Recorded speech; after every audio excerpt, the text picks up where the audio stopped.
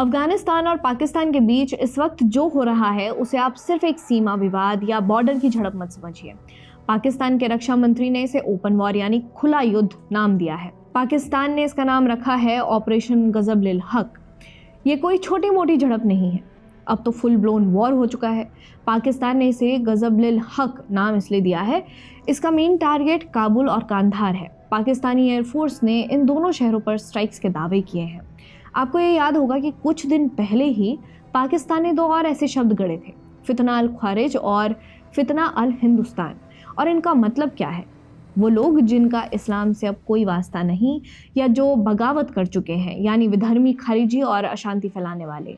ऐसे शब्दों का इस्तेमाल करके पाकिस्तान खुद को इस्लाम का असली रक्षक और टॉर्च बेरर दिखाने की कोशिश करता है कि कैसे सच्चा मुस्लिम देश सिर्फ वही है। वो ऐसे नाम रखकर ये दिखाना चाहता है कि बाकी सब, चाहे तालिबान हो या बलूच, ये सब नकली या फितना है। तस्वीर साफ है, एक तरफ पाकिस्तानी एयरफोर्स के F-16 और JF-17 फाइटर जेट काबुल और कंधार पर बम बरसा रहे हैं, तो दूसरी तरफ तालिबान का दावा है कि उन्होंने पाकिस्तान की 19 चौकियां और 2 मिलिट्री बेस छीन लिए हैं। अफगानिस्तान का ये कहना है कि उन्होंने पाकिस्तान का एक F-16 मार गिराया है। वहीं पाकिस्तान का ये दावा है कि उसने 130 से ज़्यादा तालिबानियों को ढेर कर दिया है। लेकिन सवाल ये है कि जो पाकिस्तान कल तक तालिबान को अपना बच्चा कहता था, आज वही उसे टॉयलेट पेपर की तरह इस्तेमाल होने की दुहाई क्यों दे रहा है? क्यों आज इस्लाम के नाम पर बने दो देश एक दूसरे के खून के प्यासे बन चुके हैं? इस पूरी लड़ाई की जड़ में है वो एक लकीर, 2640 किलोमीटर लंबी लाइन, दुनिया के सबसे खतरनाक बॉर्डर्स में से एक है।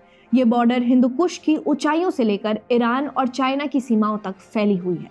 मशहूर राइटर पीटर हॉपकर्क ने अपनी बुक द ग्रेट गेम में ये लिखा है कि कैसे 19वीं सदी में ब्रिटेन और रशिया के बीच मिडिल एशिया पर कब्जे की होड़ लगी हुई थी। अंग्रेज डरे हुए थे कि रशिया किसी दिन अफगानिस्तान के रास्ते भारत में घुस जाएगा। इसी डर से 1893 में British officer Mortimer Durand Kabul पहुंचे। अफगानिस्तान के आमिर अब्दुल्ला रहमान को चाय की मेज़ों और दबाव के बीच एक पन्ने के समझौते पर साइन करने पड़े।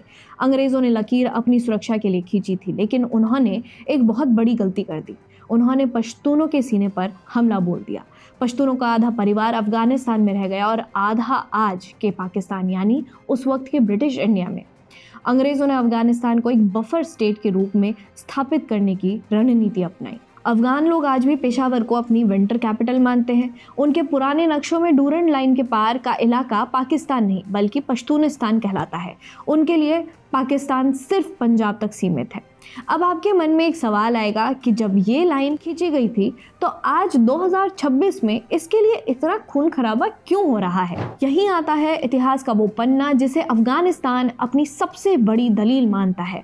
अफगान जानकारों और वहाँ की सरकारों का ये दावा है कि डूरंट लाइन का समझौता सिर्फ 100 साल के लिए हुआ था, यानी 1893 में शुरू हुआ था और ये कॉन्ट्रैक्ट 1993 में खत्म हो जाना चाहिए था। लेकिन कानूनी पेच क्या है? अफगानिस्तान के लोग इसे हांगकांग की तरह देखते हैं जिसे ब्रिटेन ने चाइना से 99 साल के लिए लीज पर लिया था।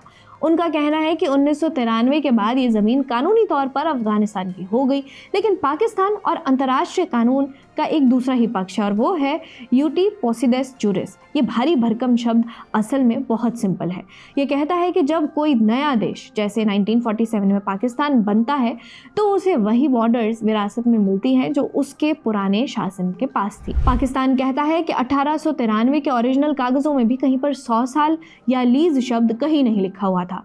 1949 में अफगानिस्तान की लोया जिरगा यानी अफगान बुजुर्गों की महापंचायत ने एक प्रपोजल पास करके अंग्रेजों के साथ किए गए डूरंट लाइन समेत तमाम पुराने समझौतों को कचरे के डिब्बे में डाल दिया था।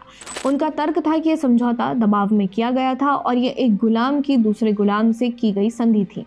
यही वजह थी कि 1947 में जब पाकिस्तान यूएन का हिस्सा बन रहा था तो अफगानिस्तान दुनिया का एकमात्र देश था जिसने पाकिस्तान की एंट्री के खिलाफ वोट दिया था। वो दुश्मनी आज 2026 में मिसाइल बन के बरस रही है। जब अगस्त 2021 में काबुल की गद्दी पर दोबारा तालिबान बैठा तो पाकिस्तान के हुक्मरानों ने मिठाइयाँ बांटी थी।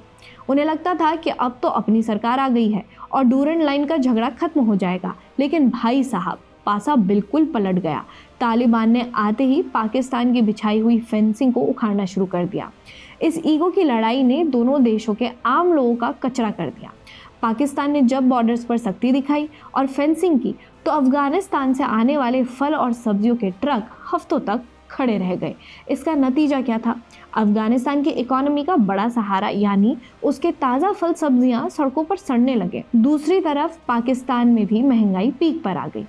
पाकिस्तान के लोकल बाज़ारों में फ्रूट्स की कीमतें 400% तक बढ़ गई थी। सोचिए, जो सेब या अंगूर आम आदमी खरीद सकता था वो इनके लिए लग्जरी बन गया था। पाकिस्तानी एक्सपोर्टर्स को हर महीने करीब 222 मिलियन डॉलर की चपत लग रही थी। तोरखाम और स्पिन बोल्डाक जैसे बड़े रास्ते जो बिजनेस की लाइफलाइन थे, आज जंग के मैदान बने हुए थे। हालत ये है कि अफगानिस्तान में दवाओं की भारी शॉर्टेज हो गई थी और इसके लिए वो पाकिस्तान के आगे हाथ फैलाने के बजाय भारत से एयरलिफ्टिंग के जरिए मदद ले रहे थे। इतना ही नहीं, तालिबान अब पाकिस्तान को उसकी औकात दिखाने के लिए ट्रेड रूट भी बदल रहा था।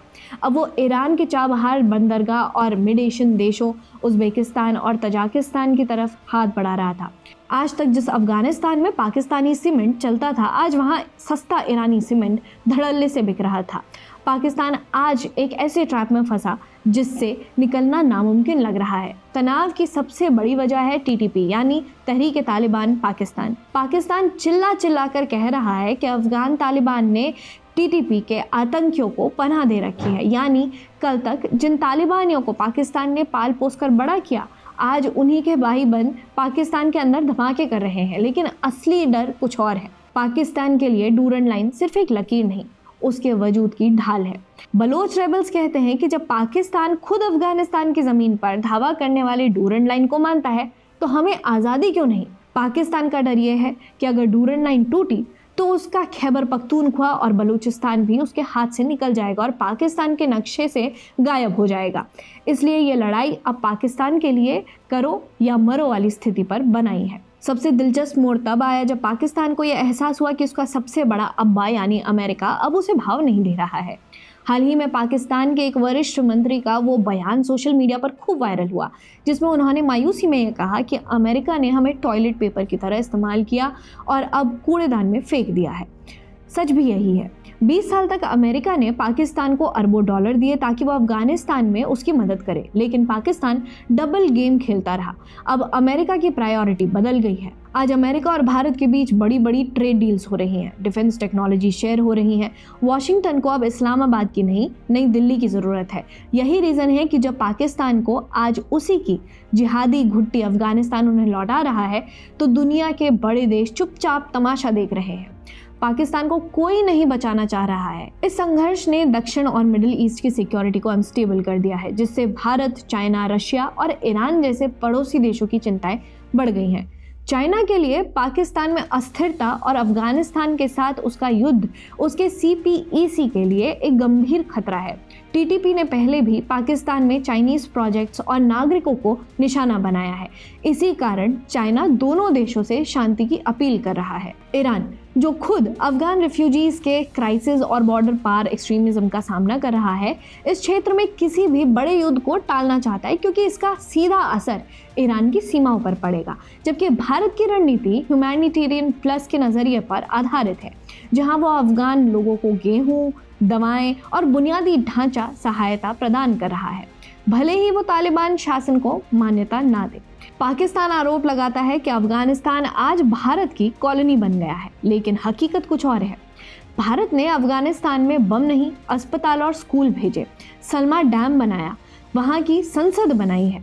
यही वजह है कि आज एक आम अफगानी पाकिस्तान से नफरत करता है, लेकिन भारत के लिए उसके दिल में रिस्पेक्ट है।